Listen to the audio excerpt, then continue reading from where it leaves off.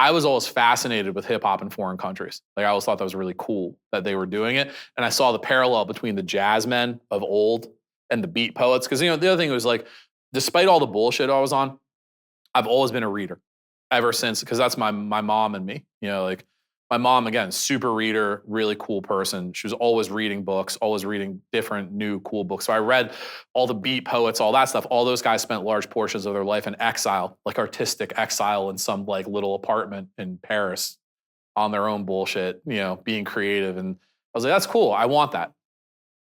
So I had the real world example of like guys literally like in my neighborhood that had done it.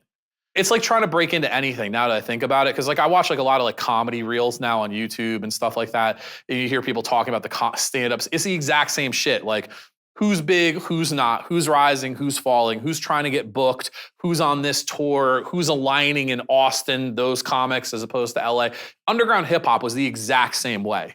You know what I mean? So like Icon and I, who we actually started out as enemies too, and then became like super tight friends, like brothers.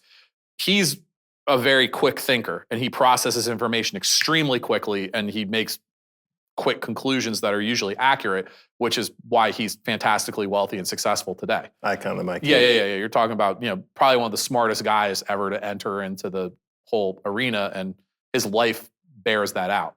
So Icon was able to synthesize information very quickly, and so was I think. So we would talk about it all the time and be like, yeah, we need to get over there. Like we need to go overseas.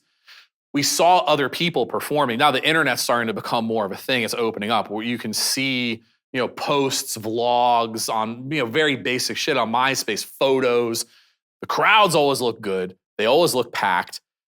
Dudes are talking about they're making money over there. This looks like where it needs to go. So it was like 2005. I just finished college, 04, 05. Yeah, I bought a ticket a month out.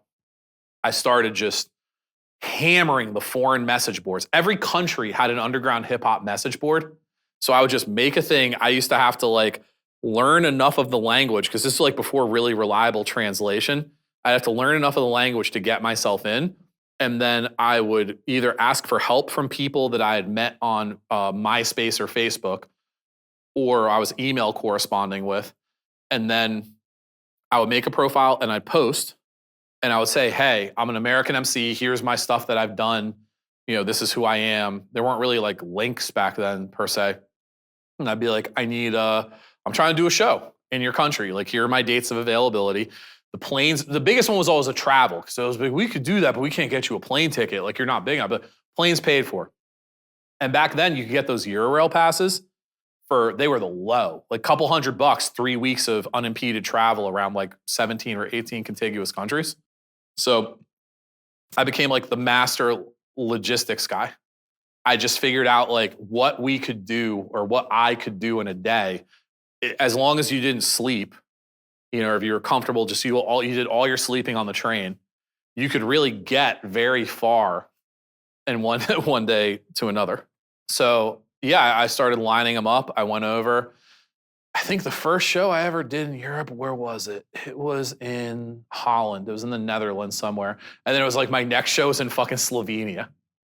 Like I had to go across, like my routing looked like, you ever see those like montages of when the Muppets like travel and like everything's like a squiggly line that goes in a circle and there's like sound effects like beep, beep, it was like, my shit was literally like that. It was just I was just booking it based on where I could get the shows. And then I was figuring out by any means necessary how I could get to the next venue before the next show. But over time, I got my feet, I did it. It worked out well. I made a lot of fans over there. I made a lot more traction over there than I did in America. So as soon as I got back, I was like, gotta do another one.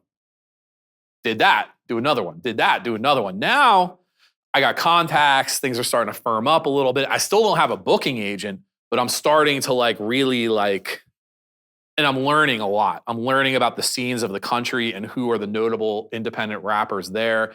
And I'm making contact with them, and then they can get you. You meet one guy from a country like that, he can get you the whole country. It's just like selling drugs. You meet one guy from a certain neighborhood or college, he can get you that whole college if it's the right one. And you make it, an exchange that they feel is beneficial to them and they like you. Same thing, opens it up.